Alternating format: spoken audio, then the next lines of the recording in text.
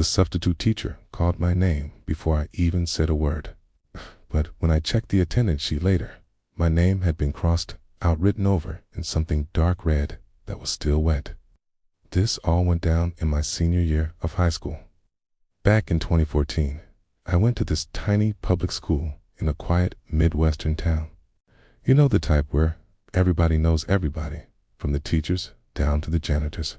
Nothing ever happened there till that day. It was a rainy Tuesday morning, the kind that makes the hallways feel colder and quieter. Our history teacher, Mr. Larson, was out sick, and we were supposed to get a sub. When the bell rang for second period, the classroom door was already open. Standing behind the desk was a woman none of us had ever seen. She looked young, maybe late 20s, with long dark hair and skin so pale it almost looked gray under the fluorescent lights. She wore a faded maroon cardigan and old-fashioned glasses with thin metal frames. She didn't smile or say hello. She just stood there, still and silent, like she was waiting for something. Then she spoke. Her voice was calm and low, almost a whisper against the rain. "Good morning, class," she said. "I'll be taking attendance." Nobody questioned it. But what was weird was how she seemed to already know all of our names. No list, no notes. She just looked around the room, calling each of us perfectly. Jessica Miller, present. Ryan Cruz, here. And then her eyes landed on me. Evan Brooks. I hadn't even said anything yet. "Yeah," I said, raising my hand. She nodded once, then wrote something down on a piece of paper I couldn't quite see. The rest of the class was off. She didn't teach history. Instead, she started asking these strange, personal questions. "What are you afraid of, Evan?" I thought I misheard her. "What?" She just stared at me, her expression totally blank. "What scares you the most?" A few kids laughed nervously, but she didn't crack a smile. She just waited. Drowning," I finally mumbled. She wrote something down again, her pen moving slow and deliberate. Then she went down the rows, asking every single one of us the same question. By the time the bell rang, the whole room felt heavy and suffocating. She didn't even dismiss us.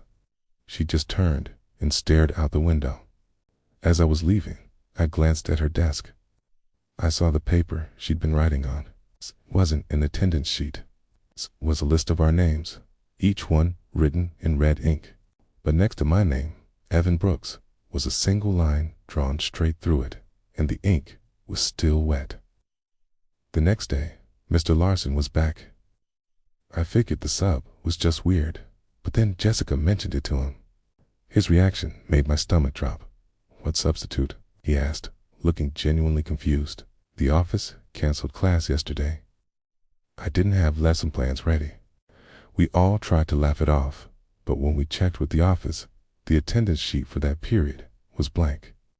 No sub-signature, no notes, no record of anyone ever being there. That night, I couldn't sleep. I kept hearing her question in my head. Asked, "What are you afraid of?" Around midnight, I got a text from Ryan, a kid from that class. It said, "Dude, Jessica drowned tonight." I didn't believe it, but an hour later, a news alert confirmed it. A car had slid off a flooded road. Jessica didn't make it out.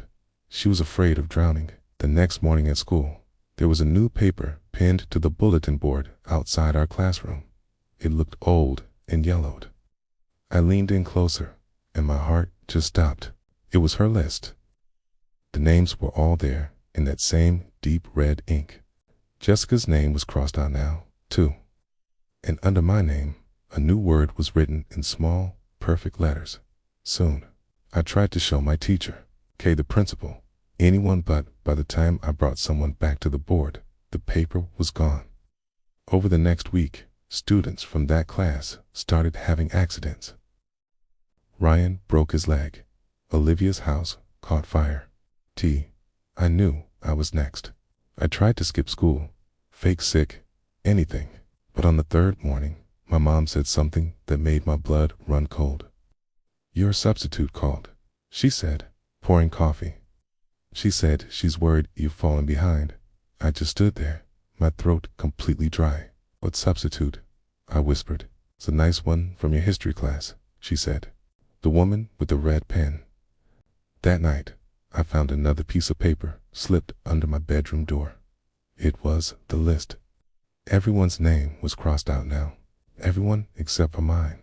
Next to it, in perfect red ink, one new word had been added: upset.